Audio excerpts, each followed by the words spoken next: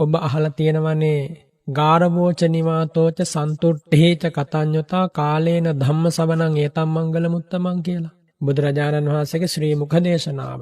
ගරු කළ යුත්තන්ට ගරු කිරීම, නිවාත පැවතුම් ඇති බව, ලැබෙන දෙයකින් සතුටින් ජීවත් වීම හැකියාව සහ කෘතවේදීත්වය කියන මෙන්න මේ කරුණු සමූහය සමග සුදුසු කල්හි තථාගත ධර්මය ගෞරවයෙන් ශ්‍රවණය කිරීම මංගල කාරණයක්. තථාගත ධර්මයේ ශ්‍රවණය කළේ නැත්නම් මේ මහ පොළවේ කිසිම ශ්‍රද්ධාවන්තයෙක් බිහිවන්නේ නැහැ. තථාගත ධර්මයේ ඇසුනේ නැත්නම් දානපතියෝ බිහිවන්නේ නැහැ. අනාථපිණ්ඩික මහ සිටුතුමා බිහි වුණේ බුදුරජාණන් වහන්සේගේ සිරිමුව මඩලින් ඇසූ බණපදේ නිසා. පූර්වාරාමයේ තනූ මහා විසාකාව බිහි වුණේ. එතනින් මෙහා ගත්තොතින් මහා රජවරු දන් දීපු සිටුවරු කොච්චර ඉන්නවද අපේ ඉතිහාසයේ.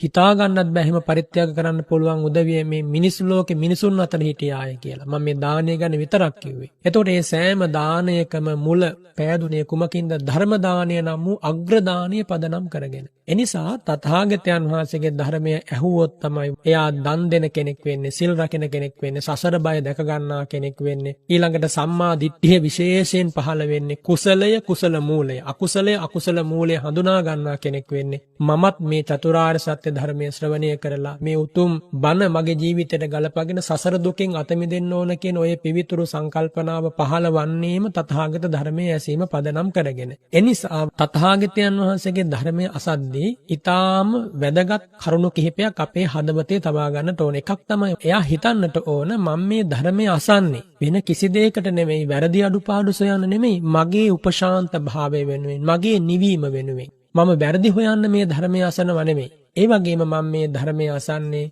මගේ සිතේ බුදුරජාණන් වහන්සේ ගැන, ධර්මයේ ගැන, සංඝ රත්නය ගැන ශ්‍රද්ධාව නම් වූ ඉන්ද්‍රිය ධර්මය, සතිය නම් වූ ඉන්ද්‍රිය ධර්මය, වීරිය, මෙන්න මේ ධර්මතා, කුසල ධර්මතා මතු කර ගැනීමටමයි මම මේ ධර්මය අහන්නේ. ඒ වගේම එයා හිතන්නට ඕනේ මග්ගානට්ඨංගිකෝ සෙට්ඨෝ, මේ ලෝකයේ ඇති සියලු මාර්ගයන් අතර ආර්ය අෂ්ටාංගික මාර්ගයමයි ශ්‍රේෂ්ඨ වන්නේ. අන්නේ ශ්‍රේෂ්ඨ මාර්ගය අහලා දැනගන්න ලැබෙන්නේ බුදුරජාණන් වහන්සේගෙන් පමණයි. එනිසා මම මේ ධර්මය අසන්නට ඕන. සත්‍යානං චතුරෝපදා, සත්‍යයන් අතර පරම සත්‍යය, ශ්‍රේෂ්ඨ සත්‍යය චතුරාර්ය සත්‍ය. ඒ ලැබෙන්නේ තථාගත සිරිමු මඩලින් පමණයි. විරාගෝ සෙට්ඨෝ ධම්මානං, ධර්මයන් අතර විරාගී නිවන ශ්‍රේෂ්ඨයි, අග්‍රයි. බුදුරජාණන් වහන්සේ වදාරනවා දීපදානං චක්ඛුමා, දෙපා ඇති අය අතර බුදුරජාණන් වහන්සේ ශ්‍රේෂ්ඨයි. එනිසා ඔය උත්තම වූ, අසම වූ, අසම සම වූ ශ්‍රේෂ්ඨ ලාභයන් සියල්ලම කැටි වූ තැන තමයි තථාගත මුව මඩලින් ගලාගෙන එන මිහිරි බණපදේ. ඒ යම්කිසි භික්ෂුවක් සිත පහදවාගෙන ශ්‍රවණය කරනවා නම්, යම් ගිහියෙක් සිත පහදවාගෙන ශ්‍රවණය කරනවා නම්, එයාගේ ජීවිතයේ ඔය ඉන්ද්‍රිය ධර්ම, බල ධර්ම, බොජ්ජංග ධර්ම කියලා සත්‍තිස් බෝධිපාක්ෂික ධර්ම දේශනා කරන්න බුදුරජාණන් වහන්සේ. ඔය සමස්තය වැඩෙනවා. ඒ නිසා ධර්ම දේශනාව කියන්නේ නිවන් දොරටු විවර කර ගැනීමක්, ශ්‍රවණය කියන්නේ නිවන් දොරටු විවර කර ගැනීමක්, සාකච්ඡාව කියන්නේ නිවන් දොරටුවක් විවර කර ගැනීමක්, සජ්ජායනය කියන්නේ නිවන් දොරටුවක් විවර කර ගැනීමක්. ඒ වගේම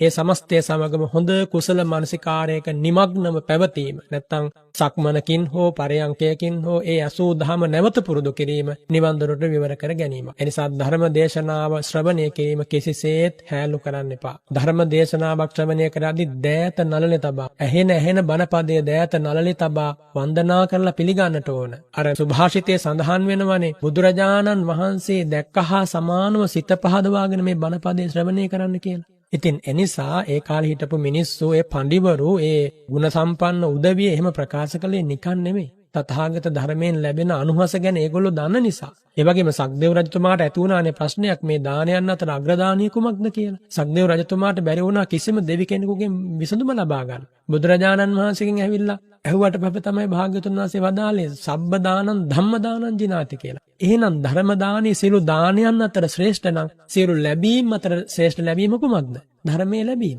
දැන් දීම අතර ශ්‍රේෂ්ඨම දීම ධර්ම දානිය නම්, ලබා ගැනීම අතර ශ්‍රේෂ්ඨම ලබා ගැනීම තථාගත ධර්මයේ ලබා ගැනීම, අසන්නට ලැබීම. එනිසා ගිහි පැවිදි අපි හැමෝම කොච්චර ධර්මය අපි සූත්‍ර වශයෙන්, විනය වශයෙන්, අභිධර්මයේ අටකතා ටීකා නිතර පරිශීලනය කරනවානේ. ඒ කොහොම වුණත් ස්වාමින් වහන්සේ නමකගේ ඒ මුව මඩලින් කියන බණපදයක් දවසකට ඇහුවේ නැත්නම් ඒක හරි අඩුවක්. දන්න දේ තමයි සමහරට අපි දන්නම කාරණය.